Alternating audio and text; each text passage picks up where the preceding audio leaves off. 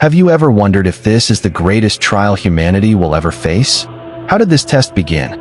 Was he born into this world like any other child, crying at birth, breathing the same air, cradled in his mother's arms? Or was his arrival something far more chilling, an event shrouded in mystery and divine warning, defying the very laws of life and creation? The rise of Dajjal is not just another chapter in the story of the end times. It is the climax of deception, the ultimate trial, one that will shake the very foundation of faith itself. Yet few dare to ask the question that matters most. Where did this deception truly begin? Long before he claimed to be a god, before illusions bent the minds of men and confusion blanketed the earth, Dajjal was something different. He was born, or perhaps brought forth, into a world destined to witness his terrible rise. It is in this moment, his origin, a moment forgotten by time, but feared by all, that the key to understanding his true threat may lie. Islamic teachings make one thing unmistakably clear. The coming of Dajjal is no accident. It is neither a coincidence nor an afterthought in the divine plan. It is a test, designed by Allah himself, to expose what lies within the hearts of people, to separate those who merely claim belief from those whose faith is unshakable. If his emergence is deliberate, then surely his beginning, too, is steeped in purpose. Unlike prophets, whose births are surrounded by mercy and divine light, Dajjal's entry into this world is cloaked in ominous signs and unsettling whispers. Some scholars suggest that his soul was destined for deception long before his body ever took form, that his existence was written not in mercy, but in trial. Many hadith point to the terror that accompanies his presence.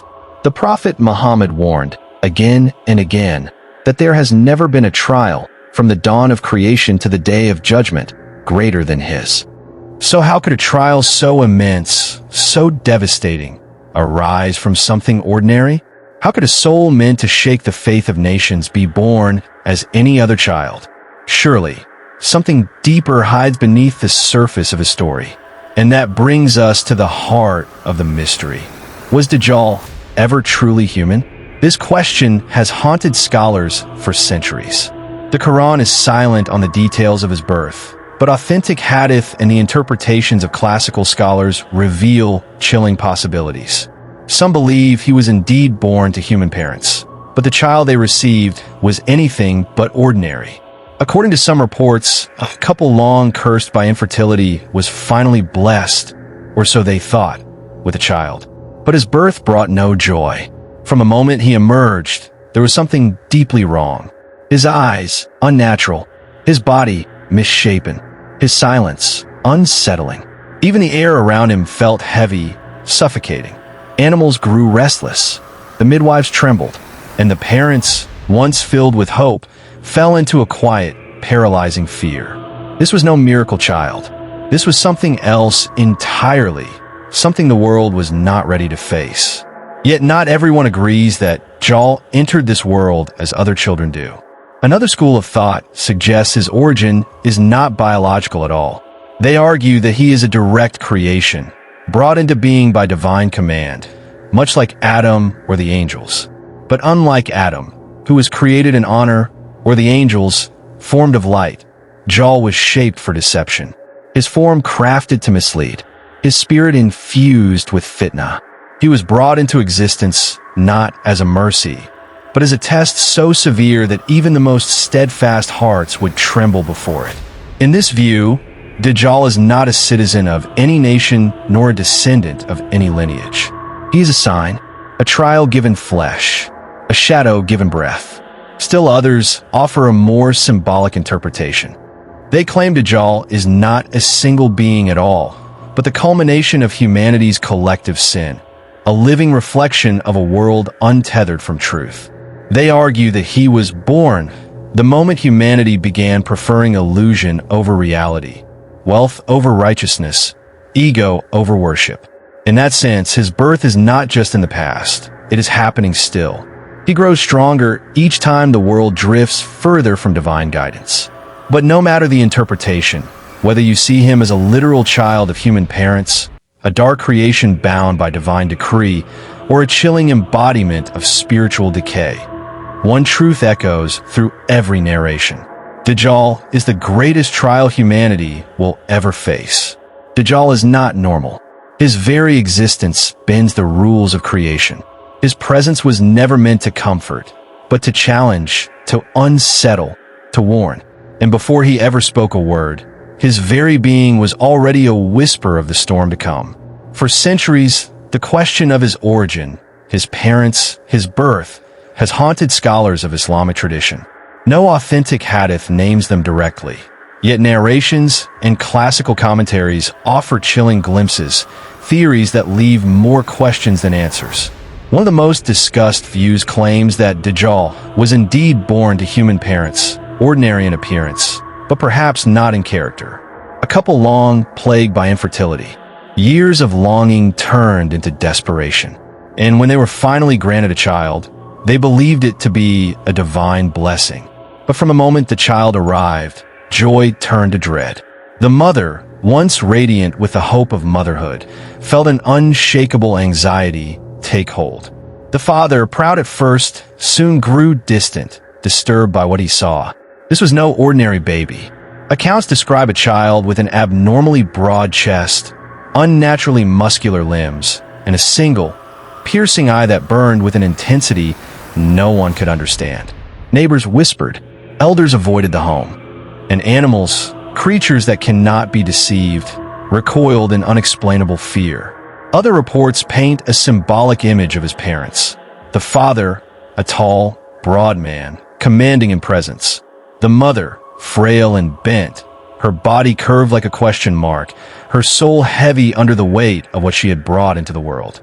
Strength and defiance paired with weakness and submission, a dark mirror of balance and imbalance. Some traditions even claim that his parents were of Jewish descent, living in a remote land in the East. But such details, lacking authentic confirmation, remain speculative at best, and we are warned against building belief upon weak or fabricated reports. Because in the end, the specifics matter less than the spiritual truth behind the story. Dajjal's birth was never celebrated in the heavens. It was never welcomed by nature. From the very beginning, the world seemed to know this was not a child of mercy, but the herald of a trial unlike any other. It was not a birth of light, but of disturbance. Some interpretations go even darker, suggesting that Dajjal's parents were not innocent victims of a cosmic plan, but willing participants in something far more sinister. Certain scholars argue that they delved into forbidden practices, occult rituals that defied the commands of Allah and flirted with the unseen. According to this view, Dajjal's existence was not the result of a sacred union, but of a cursed transaction, a spiritual bargain with forces beyond human comprehension. These narrations paint a chilling image, a couple so consumed by desperation, whether for power, wealth, or legacy, that they sacrificed their morality. And in return, they were granted a child who would carry the fitnah of deception until the final days. Whether taken literally or symbolically, these theories converge on one terrifying truth. Though his parents lived in shadows, the child they brought forth would one day attempt to eclipse the sun. And if the identity of his parents is shrouded in mystery, the signs that accompanied his birth are even more disturbing. Across Islamic historical literature, though not always authenticated, we find repeated accounts of strange, unsettling events on the night of his arrival. The world itself, it seemed, rejected him. The skies, once calm, darkened unnaturally. Stars flickered erratically. Winds howled without reason. Some reports claim the night turned momentarily bright, but not with divine light. No, this was something different. An eerie, unnatural glow, as though the universe itself paused to mark the arrival of a trial that would one day shake the earth. It was not a light that brought peace. It was a light that brought silence, dead, and questions without answers. In nearby villages, animals panicked, crying out, fleeing, reacting as though a predator had entered their midst. Nature itself seemed to sense what humanity could not, that something had arrived, something that was never meant to bring comfort, only chaos. Dogs howled without pause, their cries sharp and panicked. Birds burst from their nests, as if fleeing from something unseen. Even the cattle grew restless, kicking and groaning, their instincts warning them of something foul in the air. And it wasn't just the animals. People, too, reported a deep sense of unease, an unexplained pressure in their chests, a chilling awareness of being watched, as though a pair of unseen eyes had just opened upon the world. Some even spoke of an unbearable stench spreading through the area, sour, pungent, and suffocating, seeping into homes and streets with a smell no one could explain. Mothers clutched their babies tighter. Men stood in silence, unable to shake the weight of the atmosphere. Something had changed. Something had been unleashed. According to certain interpretations, Dajjal was born with deformities that defied nature. His eyes, even at birth, were grotesque, one dead and sunken, the other bulging unnaturally, as if trying to see a world that would never welcome him. His skin, they said, was thick and ruddy, his limbs unusually developed for a newborn. Some accounts even claim that he uttered sounds, whether words or something far more unsettling, moments after emerging from the womb, driving the midwives to flee in terror. Though these claims are not rooted in Sahih Hadith, they echo across generations of Islamic historical texts, reflecting the deep unease scholars and believers alike have felt when contemplating the birth of such a being. This is not the beginning of a man. It is the awakening of a storm. And it is this very storm that the prophet, peace be upon him, warned about. A storm that would one day gather strength, walk among us, and dare to call itself divine. Whether we believe all the details or accept only the ones verified by strong narration, the theme is undeniable. Dajjal's birth was not quiet. It was not hidden in the folds of ordinary life. It was a disturbance felt by the earth, sensed by the skies, and whispered about in every corner of the unseen.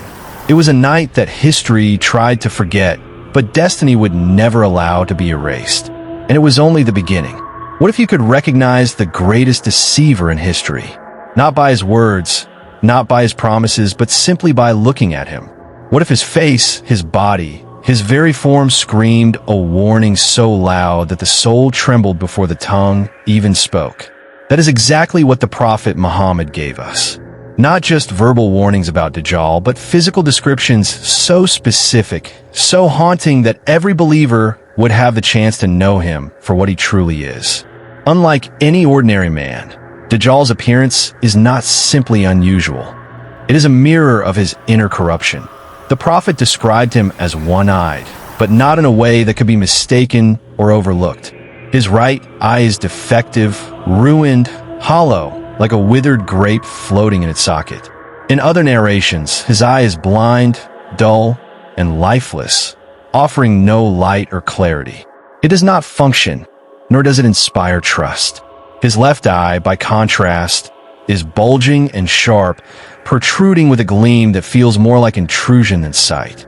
It is a gaze that pierces, not to understand, but to dominate. This horrifying contrast between the two eyes is more than physical. It's symbolic. One eye blind, the other deceptive. One void of truth, the other bursting with illusion. He sees the world, but only through the lens of deception. He understands power, but not mercy. He observes mankind, but only to mislead it. And the signs do not end there. On his forehead, clear and undeniable, will be the Arabic letters KFR. Chiefara. Together they form the word kafir, disbeliever. A mark not hidden, not subtle, but exposed as a divine safeguard. The Prophet stated that every believer, regardless of their literacy, will be able to read this word. It is not about education. It is about perception. The heart that is alive with faith will recognize the sign, even if the eyes have never read a single book. And this mark is not just a warning to the world. It is a declaration from Allah. This man is false, and those who follow him are blinded not by ignorance, but by a corrupted soul. Descriptions of Dajjal's body paint a picture of a being designed to unsettle. He is massive in build, broader than most, and intimidating in stature. His body is not lean like a prophet's, nor noble like a warrior's. It is heavy, distorted, almost swollen with an unnatural presence. His skin, described in various narrations, is reddish or fair. His hair is thick, tangled, and curly, falling like coils that trap rather than flow. His walk is unbalanced. Those with weak faith will be the first to fall. They will worship him not because they trust his words, but because they fear starvation. They will not recognize his deception because they never trained their hearts to see truth without miracles. They will bow not out of love, but out of need. And thus the greatest trial will begin not with violence, but with seduction, not with blood, but with promises. The prophet said that some people will follow Dajjal thinking they're doing the right thing. That is how deep his fitnah will go. It will twist the very concept of righteousness. But not all will be deceived.